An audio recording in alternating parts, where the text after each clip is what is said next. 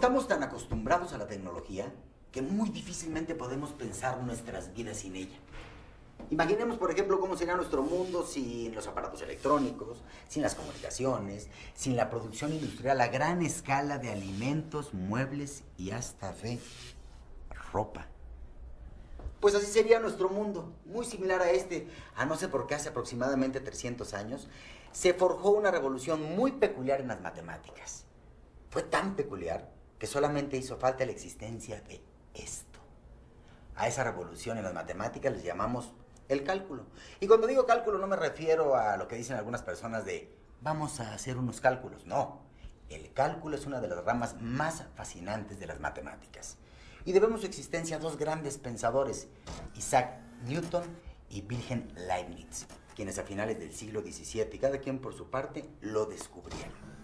Actualmente toda la tecnología depende del cálculo, pero lo que realmente preocupaba a Newton y Leibniz no era lo que tenían a su alrededor, sino más bien las cosas de allá arriba. Newton nació en 1643, unas cuantas décadas después de que el astrónomo alemán Johannes Kepler descubriera que las órbitas que recorren los planetas y cometas alrededor del Sol tienen la forma de una elipse, que barren áreas iguales en tiempos iguales, y que hay una relación precisa entre la distancia de un planeta al Sol y el tiempo en que tarda en dar una vuelta completa. Estos hallazgos eran sorprendentes, pero Kepler nunca pudo entender por qué los planetas se movían alrededor del Sol de esa manera. Newton tenía en mente una explicación de este fenómeno. Para ello partió de la idea de que los movimientos elípticos de los planetas dependen del mismo fenómeno que hace que las manzanas se caigan de los árboles: la gravedad.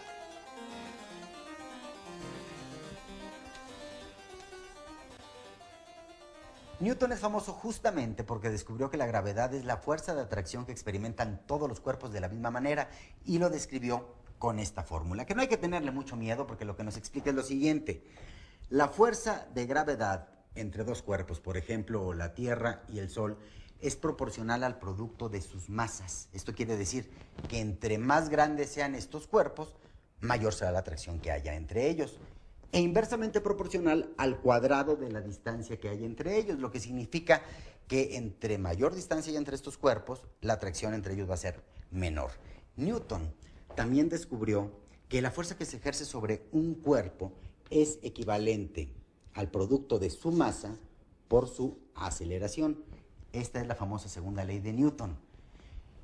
Con toda esta fórmula, Newton estaba seguro que por ahí estaba el secreto de la órbita elíptica anteriormente descrita por Kepler. Pero el problema es que la ley de la gravedad nos habla o nos describe la fuerza de atracción entre dos cuerpos, pero en un instante preciso, en un momento determinado.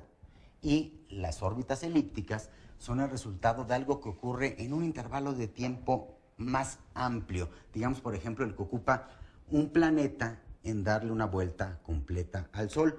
Aquí a Newton le faltaba algo que no existía en ese momento. Le faltaba un método para poder comprender los cambios o procesos que tiene un fenómeno en un intervalo de tiempo, digamos, indefinido, a partir de un momento específico o definido como este. Y lo sorprendente es que lo encontró. Ese método es precisamente el cálculo. Con el cálculo, Newton no solo pudo demostrar por qué las órbitas de los planetas son elipses y no círculos, sino también obtener fórmulas para encontrar la posición de los planetas en el espacio en cualquier momento. Fórmulas que, por cierto, seguimos usando para determinar la posición de nuestros satélites artificiales. Lo maravilloso de todo esto es que Newton se dio cuenta de que el cálculo no solamente nos sirve para estudiar los movimientos de los cuerpos celestes, sino que nos ayuda a estudiar matemáticamente todos los fenómenos que cambian en el tiempo. Y más aún, todos los fenómenos en donde una variable depende de otra. Piensen en el vuelo de un proyectil. Por ejemplo, una flecha. Desde tiempos muy antiguos, se sabe que la distancia que puede alcanzar una flecha depende de muchos factores. Uno de ellos es, por supuesto, el tiempo de vuelo, pero también su peso, la tensión del arco y la velocidad del viento. A partir del Renacimiento se pensó a pensar que esas relaciones pueden ponerse en términos matemáticos. Por ejemplo, es claro que uno de los factores que determinan la distancia que recorre cualquier proyectil, ya sea una flecha o una bala de cañón, es el ángulo de disparo. Resulta claro que la distancia está relacionada con el ángulo del cañón. A una relación como esta, los matemáticos la llamamos función. En este caso decimos que la distancia es una función del ángulo de disparo. La relación entre el ángulo de disparo y la distancia no es tan trivial. De hecho, los matemáticos tardaron mucho tiempo en encontrar la forma matemática correcta para describir la trayectoria de una bala de cañón. Podemos observar muchas funciones a nuestro alrededor. Por ejemplo, la velocidad con la cual gira una patinadora está en función de la posición de sus brazos. ¿Esta cuándo está, amigo? En el mercado, el precio de cualquier producto depende de la oferta y la demanda. Y así podríamos seguir infinitamente. Donde algo cambia y hay una dependencia entre variables, el matemático descubre funciones. El mundo está repleto de funciones entre variables. Y el cálculo trata precisamente de entender estas funciones y su comportamiento. Digamos que es como la psicología de las matemáticas. No me hace caso, es más grande, de hecho, de repente me deja hablando así todo el tiempo. Así como las personas tenemos días buenos y malos, hay funciones que tienen variaciones. Que no sé cómo hacerlo, ¿no? De repente, como que... Pero...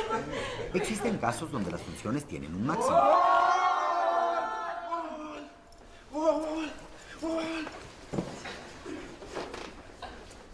Y como a veces hay máximos, también hay mínimos.